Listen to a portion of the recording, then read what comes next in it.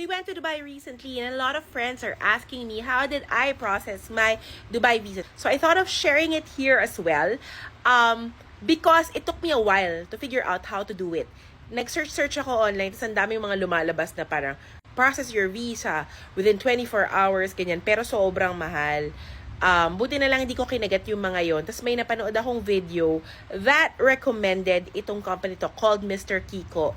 And then I contacted them. Pilipino yung may-ari. You can chat with them in Tagalog. They will tell you kung ano yung mga required documents. For us, it was just our passport and a 2x2 photo. And then they just requested for us to scan it and then send them a copy. We were chatting with them via WhatsApp.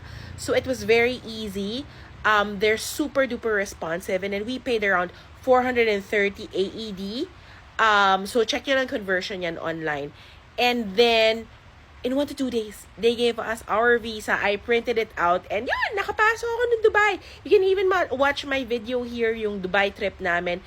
That was able to allow me to go to Dubai already, and to Abu Dhabi. So yun. Pagbalik namin, nag-transit visa na lang kami kasi isang beses lang naman pumasok ng Dubai.